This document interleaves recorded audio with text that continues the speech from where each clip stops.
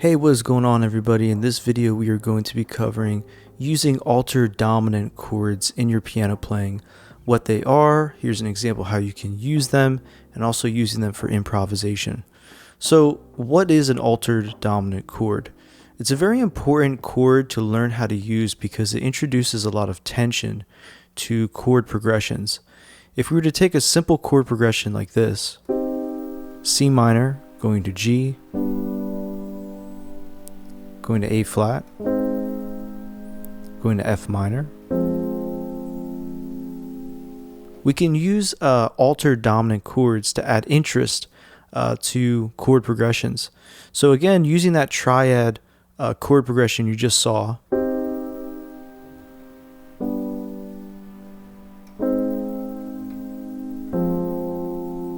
what we're going to do is add on some intervals to it. So first we're going to play a simple C minor again, then a G dominant 7. So we're going to take the G major chord and add on the F. I'm doing this with my left hand. And the nice thing is getting used to playing 4-note chords in either hand, left or right, is a very important skill on the piano. So this simple progression will get you started in that direction. And from this chord, we'll take our A flat major chord and simply move these intervals up into this position. So the A flat major chord becomes an A flat major 7.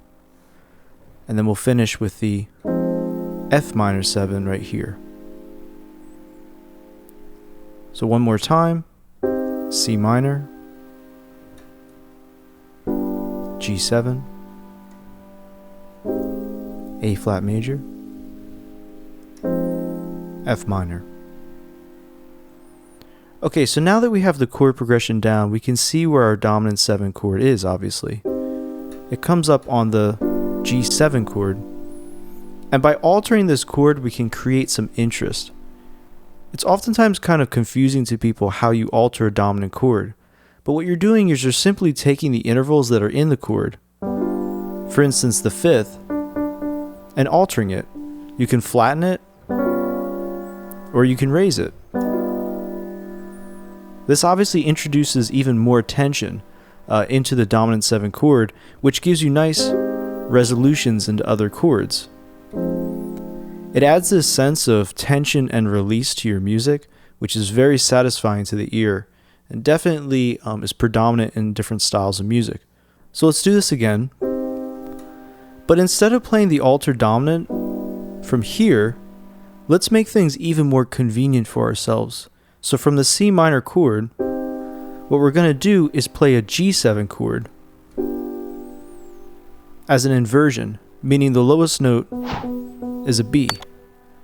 And this is really nice because in your left hand you'll find that you can keep your thumb on the G in the C minor triad and then simply move the other fingers down into this position, which descends very nicely into here, and again the thumb is staying on the G until finally we cross down to the F minor chord. So let's try that again. C minor, G7, A flat, F minor. Feel free to pause the video at any time, rewind this, try this again on your own. Take your time with these things and don't feel like you need to rush yourself. So the next step, probably the last step of this, is to actually go ahead and play the altered dominant in this position that we're working in. So we take our C minor, and when we look at our G7 voicing, we can see that we can raise the 5th. And what I'm also going to do is add on the flat 5 as well, which is right here.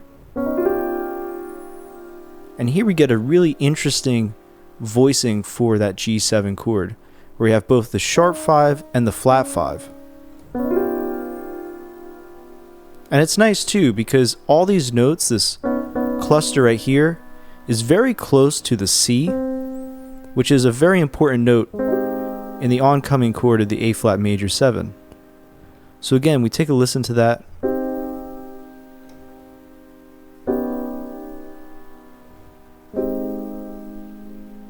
And you hear a really nice resolution of that tension.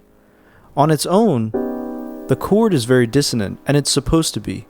That's the point of an altered dominant chord, is that it's designed to create tension in your music so that when you resolve it, it sounds really good.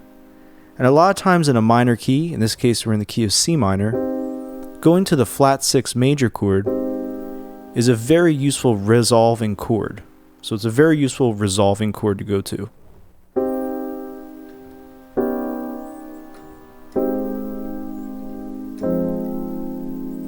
And that's the chord progression that's featured in the example. Probably one more bonus step you can take with this is actually playing the chords in the left hand as you've been doing, but then adding melodies in the right hand. You can actually work off of a basic C minor pentatonic scale, or maybe a C Aeolian scale or natural minor, as you play these chords, and you'll come up with some really useful improvisations.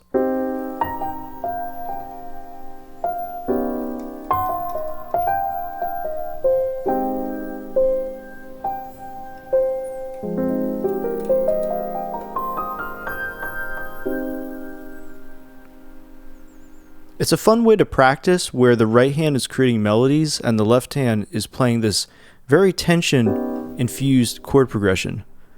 Another thing that you can try out is making the phrasing in your right hand actually follow the tension of that chord and then resolve it similar to how the chord progression is going. So in other words, when we're on the C minor chord, I'm playing sort of C minor scale, pentatonic scale ideas, and then when I hit this chord, I exemplify those notes in the right hand, and then back to C minor scale. So this is a great improvisation exercise. It's a great way to get your left hand playing 4-note chords. It's a great way to get you playing altered dominant chords in general. If you found this video useful at all to you, make sure to hit the like button and subscribe. This is a general music production channel where we do a ton of mixing, mastering, piano, and guitar lessons. So make sure to hit the like button and subscribe. It helps the channel out a lot. I'll see you in the next video. Have fun.